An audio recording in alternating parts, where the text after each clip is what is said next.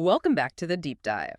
Today, we're going to take a close look at how a moment of victory, an election win, gets turned into something bigger, how it's shaped into a story, a mandate, and really a call to action. Our focus is Donald Trump's 2024 election night victory speech. This was delivered from West Palm Beach, Florida. And our source material is a transcript we found on YouTube from the English Speeches channel. Pretty straightforward. So our mission today is pretty clear. Pull out the key insights, the main messages from this speech. We'll look at how Trump talks about his movement's wings, his vision for the U.S. strong, united, prosperous, that kind of thing, and also those messages of commitment, resilience, optimism he aimed at his supporters. We're just focused on what was said, how it was put together, and maybe what that implies. Importantly, we're staying impartial, just giving you, the listener, a clear view of the messages in the speech itself. Okay, let's unpack this. Yeah, and that framing is so important, like you said, because these victory speeches, they're not just saying, hey, we won. They're really foundational moments in political communication. Sure, they boost support, but they also lay out future plans, try to win over maybe some doubters, and crucially, define what the election meant through a very specific lens, a specific narrative. So as we get into this, it's worth paying attention to how the words, the big claims, they all work together to build that story. What's the goal behind it? Absolutely. And this speech, it jumps right in, no messing around. The tone right from the start is, well, huge. Victory on an epic scale. He calls his supporters friends of an incredible movement. And then he says, this was, I believe, the greatest political movement of all time. Big words. He underlines it with, there's never been anything like this in this country and maybe beyond. It's setting up this idea of a unique historic event, a political victory that our country has never seen before. Right. And that language, using superlatives like greatest, never been anything like this, that's a classic rhetorical strategy, sometimes called magnification. It's not just about rallying your base, though it does that. It's also about framing the win as, well, almost beyond question, unassailable. Positioning it as the greatest ever creates this aura of unique achievement. It's more than just winning votes. And it taps into that narrative of the outsider overcoming huge odds, right? Obstacles that nobody thought possible. That's a theme that's always resonated with his base. It's less about objective historical fact, maybe, and more about creating this powerful, self-affirming story for the movement, kind of suggesting it's now ready to, as he says, reach a new level of importance. That's a really good point about magnification, elevating it right away. So, okay, he's laid this foundation of massive historic victory. Then the speech shifts towards a vision for the country. The core promise, the one that really stands out, is we're going to help our country heal. Yeah. Because he says, we have a country that needs help, and it needs help very badly. Then he lists specific things to fix our borders, fix everything about our country, which is, very broad. Very broad, yes. It's an all-encompassing promise of repair. And he makes it personal, too. He says, I will fight for you, for your family, and your future every single day. And he says, I will not rest until we have delivered the strong, safe, and prosperous America that our children deserve and that you deserve. And if you connect those promises, those specific actions like fixing borders, to the larger vision, they directly feed into those really grand, almost, well, aspirational phrases like, this will truly be the golden age of America, or the very familiar, make America great again. These aren't just slogans in this context. They become the ultimate goals. The healing and fixing are presented as the steps needed to get to that golden age. What's interesting, though, is how terms like heal, fix, greatness, they're quite open-ended, aren't they? Yeah, they can mean different things to different people. Exactly, which allows a wide range of listeners to project their own hopes, maybe their own frustrations, onto these broad ideas. At this point in a speech, it's often less about policy details and more about setting a shared emotional direction. Right, a shared destination. But that destination needs legitimacy. It needs to be grounded in the win itself. So, moving to the election results part, the speech gets quite specific there. He mentions winning key states: North Carolina, Georgia, Pennsylvania, and Wisconsin. Then, crucially, he adds they are now winning in Michigan, Arizona, Nevada, and Alaska, which would result in U.S. carrying at least 35 electoral votes. But then comes a really big claim: we also have won the popular vote. And that claim, winning the popular vote, is particularly interesting strategically. In any victory speech, especially in the U.S. system with the Electoral College, claiming both electoral and popular support is key to solidifying the mandate, making it feel complete. Listing the battleground states shows broad geographic strength, but claiming the popular vote directly counters potential criticism about legitimacy if the win was only via the Electoral College. It aims for that feeling of broad nationwide backing. So it's about projecting an undeniable win. Precisely.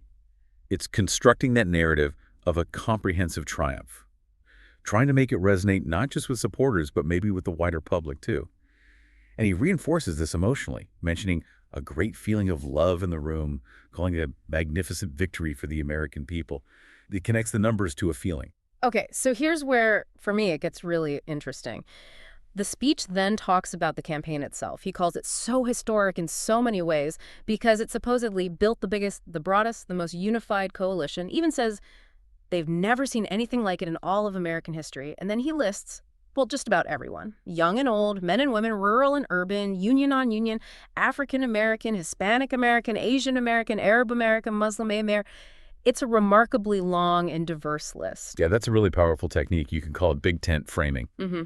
By explicitly naming all these different, often seen as distinct groups. Mm-hmm. The speech tries to paint the movement as something that transcends the usual divides, like it's truly national, cross-sectional. So it's not just a political party win, it's presented as something more fundamental. Kind of. The narrative becomes about a historic realignment, as he puts it, uniting all sorts of people around a common core of common sense. Mm-hmm. And then identifying as the party of common sense that frames the appeal away from typical ideology, right? It positions it as pragmatic, unifying. The suggestion is that all these diverse people are drawn together by basic shared values, almost implying the appeal is universal, obvious, regardless of your background. That big tent idea is helpful. So let's dig into those common sense values he talks about. The speech lists them. Borders, security, making sure things be good, safe, great education, and a strong and powerful military. And ideally, we don't have to use it. That last part's interesting. And he links this to past achievements, claiming, we had no wars 4 years except we defeated ISIS in record time. Right, and notice how these are presented, not as policy choices up for debate, but as fundamentals, almost self-evident truths. Borders, security, safety, education, a strong military. These have wide appeal. But how you actually do them can be very different politically. Framing them as common sense tries to lift them above that debate, make them seem non-negotiable. And the claim about past success, like no wars. That works as proof, essentially. It builds credibility, what rhetoricians call ethos. It says, look, we did it before. These values lead to good results, like defeating ISIS, stopping wars. It directly supports the promise to keep stopping wars, ensuring peace. And this all builds towards that bigger statement that the victory is also a massive victory for democracy and for freedom. It connects the domestic stuff to a global mission, setting up the idea of unlocking America's glorious destiny. That covers a lot, yeah. Domestic policy, past claims, future destiny. Then there's a very personal, almost spiritual element introduced. He says, many people have told me that God spared my life for a reason, and that reason was to save our country and to restore America to greatness. And he commits to fulfill that mission. It feels connected to that old motto, promises made, promises kept. It's a very powerful move, framing the political job in personal, even divine terms. It echoes a long tradition in American politics, leaders sometimes invoking a higher purpose. It aims to elevate the whole thing beyond just policy debates, making it seem almost fated, sacred perhaps. And that personal mission then becomes a call for everyone else to join in. Exactly. It leads directly into urging citizens to join me in this noble and righteous endeavor. And then critically comes the call for unity. He says it's time to put the divisions of the past 4 years behind us. But the really interesting part is how he thinks unity happens. Success will bring us together. SCO.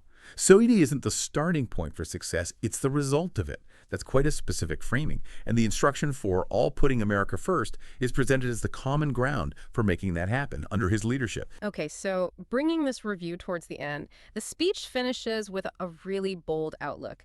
The final promises are for an America that's bigger, better, bolder, richer, safer, and stronger than it has ever been before. Quite the list of comparatives. And it closes with that traditional optimistic note. God bless you and God bless America. So very clear, very ambitious picture of the future. All right, so wrapping this up for you, our listener, What are the big takeaways from digging into this speech? Well, first, there's the sheer scale of the victory, as presented, framed as historic, unprecedented, using that magnification technique we talked about. Second, this ambitious vision for America, healing, prosperity, a golden age, using broad, resonant language. Third, the strong emphasis on building this massive unified coalition across all demographics, that big tent framing, centered on common sense. And finally, this deep personal commitment to promises, core values like borders and security, linked to a sense of mission, even divine purpose, and this idea that unity will follow success. Remember, we've just focused on breaking down the content, the framing, the strategies within the speech itself. Exactly. And that's why looking closely at the primary source, the actual words used, is so valuable. You get insight into the political narrative being built, how it's constructed, what it's trying to achieve, without layers of interpretation getting in the way first. It's about seeing the architecture of the message itself. So here's something to think about after listening to all this. The speech puts a lot of weight on unity through success and America first. Given that, and thinking about that very diverse coalition he listed, young, old, urban, rural, different ethnicities and backgrounds, how might those core ideas, unity through success and America first, actually be interpreted by all those different groups? And what kinds of challenges or maybe opportunities could arise in trying to bridge potentially very different understandings of what greatness and healing really mean in practice for everyone?